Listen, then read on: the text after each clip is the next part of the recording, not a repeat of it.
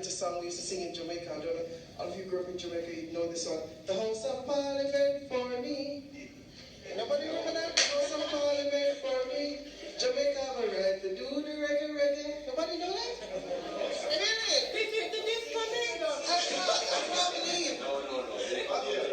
it's because a little bush in Jamaica where I was from. I grew up in Fort George Center, and y'all need to get connected. Good evening, everyone. Good evening. Never heard of bush. There you go. Speaks about the bush where I grew up. I'm happy to be here. Let me acknowledge the presence of our acting High Commissioner, Angela Rose Howell. Good to see you again in the absence of MP Dawn Butler. And very good, Mr. Ben. Your presentation was very lovely. Tanesha is right here, nice gentleman. And Tanesha Westcarr, Future Leader UK, and my distinguished panelists. Good evening, everyone. I'm honored to be here to be a part of this inaugural Jamaican Youth Forum. I must congratulate Tanesha again for this wonderful job. I'm very proud of the work you're doing, and I must say this is a great example of Jamaican youth leadership in the diaspora. A round of applause for Tanesha. I want to touch briefly on a few areas of Jamaican youth leadership in the diaspora, look briefly at a very controversial issue of voting rights and representational politics as it relates to the diaspora and in Jamaica. And I want to ask, why is it critical to engage and integrate our youth in leadership positions within the diaspora? Well, aside from what we often hear, that our youth are the future, we must also recognize that we also are the present. And we certainly have tremendous influence and contributions to make in our communities. The diaspora, all of us here, is also an ever-changing body of people that requires fresh thinking and approach necessary to guide fruitful partnerships and relationships in its community and back home in Jamaica. As young people and as leaders in the diaspora, and as members of the diaspora, and as a government, as politicians, we're in the House of Parliament, we cannot continue to deny young people the opportunities to be at the decision-making tables simply because we feel they don't know what's going on or aren't serious enough. And today's gathering is one of the many proof that that is not true.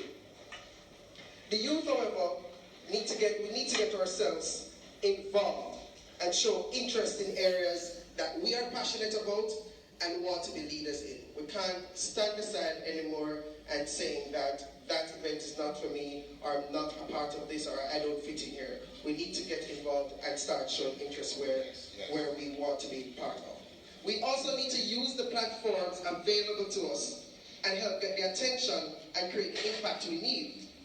Write, blog, vlog, and organize until they can't ignore you. It works, trust me. Since being in the UK, I must say I've noticed that many diaspora bodies struggle to retain or attract young people. There are many reasons for that. We'll get to that, I'm sure, in the discussion segment of this evening. But looking further at some of the makeup of these organizations, you realize that the same set of people have been at the helm in leadership positions since forever. Youth leadership in the diaspora is therefore very critical because we need the right mix of experience and dynamism to help drive our Jamaican diaspora to a place where impact is created and felt by all its constituents, both here and at home in Jamaica. But it's fair to say, really, that we haven't yet found the most effective way to integrate our youth in major areas of development. Being involved does not mean I'm actively engaged or my views are integrated in decision-making process. So inviting me to a forum or having me in a meeting with you does not mean that I am actively engaged. And we need to understand that there's a difference between that. And of course, because we're in the Houses of Parliament, I am going to look at a very controversial issue of representation at the political level for youth. Of course, we often hear about the growing political apathy among our young people. Young people are not interested in politics. Politics is a dirty kind of place to be, and we don't want to go there. Why is it so? Why is politics not more attractive to our young people? Why don't we see it as a place where we can make the change that we're asking for? And how easy it is for young people to get involved in politics. Are there doors open for us to go in and actually be part of representational politics? Those are some questions we need to answer. In Jamaica, I must say one positive move I've seen in recent times is the establishment of a youth advisory council, and it was launched today by the Honorable Prime Minister, where young people are enlisted as advisors primarily to the Ministry of Youth and Education, but also lending their expertise to other areas of government and other areas of society within Jamaica. Now, this is one area I believe is important and can be extended to the diaspora, which possibly, for example, could mean the extension of the role of Tanesha as a Youth Advisory Council member. But I believe there's also a need for the strengthening of linkages with the youth in the diaspora of Jamaica, especially because, as Corey mentioned, the cultural heritage and knowledge that's at risk of being eroded. Many second and third generation Jamaicans here in the UK are very disconnected. Am I talking the truth there? Yes.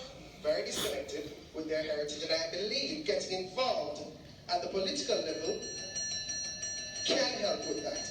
But there's more to say to that story and more reasons for that, because as I say, representation at the political level and the diaspora relations is one that's controversial. Another encouraging news for some would be, of course, the intention expressed by this current administration. Sorry to interrupt, just to say that some people are asking if it's been alarm, it's not, they just seem cool to go and talk, yeah, so please, you can continue through it, but yeah. Okay, we're not voting today, are we? A member of parliament here. Okay. Alright, so I was about to say that another encouraging news I think for the diaspora would be the intention expressed by this current government to look at the issue of voting rights for the diaspora again. However, I must hasten to say that governments will engage with diaspora bodies that are seen as forward-thinking and united. This is one of the reasons why the issue of voting rights for members of the Jamaican diaspora in local elections is still very controversial. In my research, Tanesha mentioned I just completed my dissertation. I challenged members of the diaspora to think of other ways they can contribute to political development in Jamaica outside of voting rights. And interestingly, 66% of the respondents said if given a chance to, they would do so through policy development. This is higher than the 48% who said they would do so by voting. And the truth is, I believe that's a very good indication of the divide in the diaspora, and I think it's a good way to go because you can do so much when you contribute to policy development. And in fact, when I spoke with the former High Commissioner, Aluna Sambo, she noted that it has always been a practice of every successful government since about 1992 to appoint consultants from the diaspora and also receive major feedback on policy developments in Jamaica.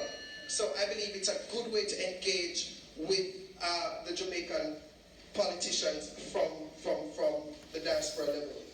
But as young people, I must admit that we often feel like there's a disconnect in terms of being a part of the process, especially because we're always seen as part of the problem rather than the solution. And if the young people in Jamaica can feel that way, I can imagine the young people in the diaspora feeling disconnected from Jamaica and part of the process. But if I can borrow Hillary Clinton's recent campaign slogan, anybody remember that one? She lost one. Stronger together, of course. And indeed, we are stronger together. So I want to say to you, use that medium that we're all so actively on, which is what? There you go, social media. You will be surprised the impact it can have. If you, one, come together as a group with clear objectives and purpose. Two, make meaningful contributions to issues or causes that matter to you in Jamaica and here in the UK. And three, target the right people in leadership.